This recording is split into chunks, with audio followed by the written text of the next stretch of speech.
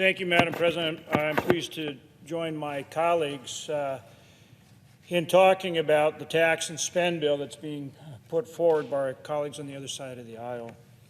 I rise today to discuss the harmful economic consequences that this tax and spend bill will have on American families. Americans are facing soaring inflation that we haven't seen in generations. In June, the Consumer Price Index was up 9.1% from a year earlier. The price increases families are seeing at the grocery store, at the gas pump, and for basic housing needs have far outpaced wage gains and left Americans struggling to make ends meet.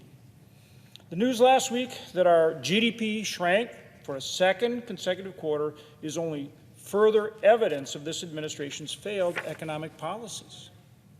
Now my colleagues across the aisle are doubling down on their failed approach, proposing to increase taxes on nearly every single hardworking American by $750 billion and spending nearly $370 billion on a Green New Deal policy. And again, don't just take my word for it. Analysis by the Joint Committee on Taxation shows this bill will increase taxes on millions of Americans across every income bracket, with more than half of the tax increase impacting Americans making less than $400,000 a year. Next year alone, the bill will increase taxes by $16.7 billion on American taxpayers earning less than $200,000, a clear violation of President Biden's promise to not increase taxes on Americans earning less than $400,000 a year. Further, the joint tax analysis also shows that the corporate tax increases in this bill would overwhelmingly hurt U.S. manufacturers, with nearly 50% of the corporate tax increase hitting the manufacturing industry. Manufacturers are already struggling with inflation, supply chain disruptions, and an impending recession. This tax increase would undermine U.S. manufacturing investment in critical research and development and in emerging technologies, and it will also result in higher costs for American families. Think about that young couple starting out. They have to buy a refrigerator, a couch, furniture, all these different things.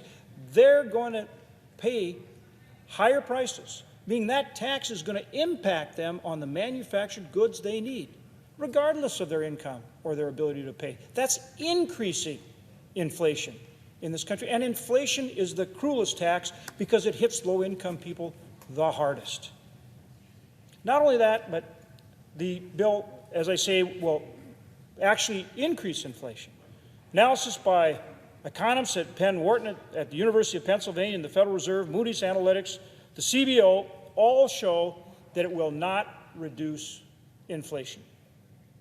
And when you look at things like the tax on not just manufacturing, but other companies that produce oil and gas, here we are fighting with the highest prices we've seen at the pump in years that people pay every time they pull up to fill up their car.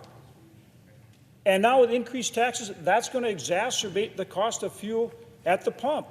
It's going to impact the price of groceries at the grocery store at a time when we're not only fighting inflation, we're fighting economic stagnation. Stagflation, something we haven't had in this country since the late 70s and the early 80s.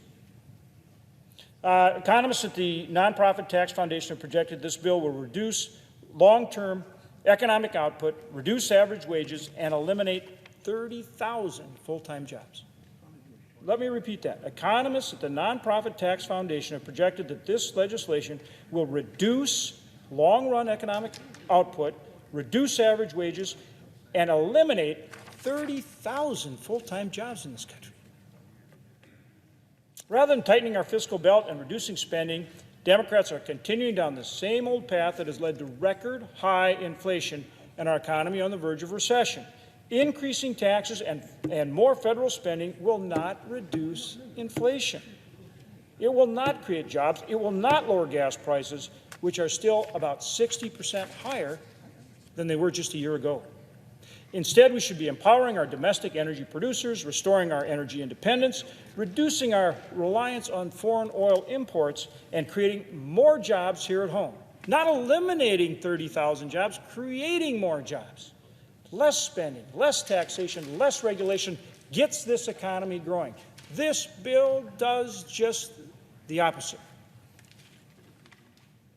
Democrats are proposing new energy taxes and a Green New Deal style subsidies that will only worsen our current energy crisis and weaken our nation's economic and our energy security. And energy security is national security.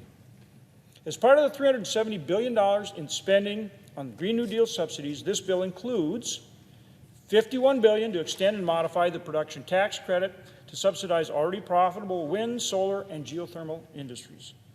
$27 billion to establish a greenhouse gas reduction fund to deploy low-carbon technologies in disadvantaged communities.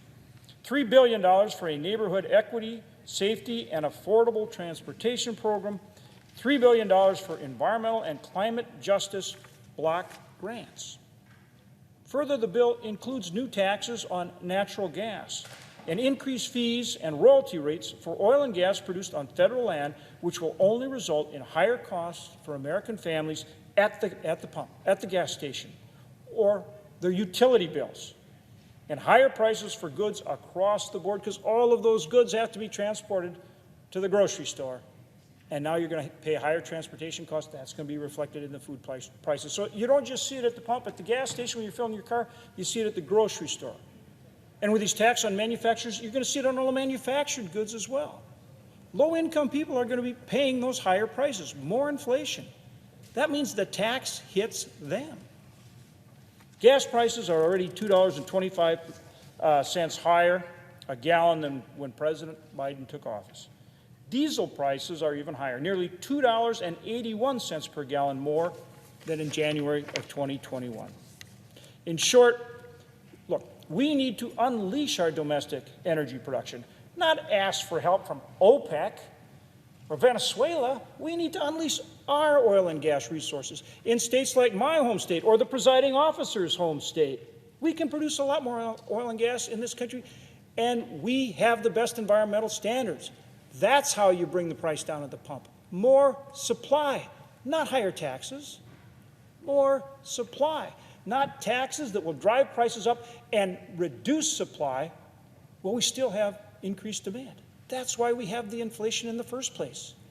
The Biden administration policies are creating the inflation and now the stagflation, and this legislation will make it worse. It's going down the same path. We need to unleash our domestic energy production. We need to get our debt and deficit under control. We need to work on behalf of farmers, ranchers, the ag supply chain to continue to produce the highest quality, lowest cost food supply in the world. We need to unleash our energy resources. Those are the things that will increase supply, reduce inflation, get our economy going so we don't have recession or stagnation. Those are the things that benefit all American consumers, all American workers, regardless of their income level. This bill does none of those things. This bill makes the problem worse, and it should be rejected. With that, Mr. President, I yield to my colleagues. President. Senator from Ohio. Thank you, Mr. President. I have 4 requests for committees to meet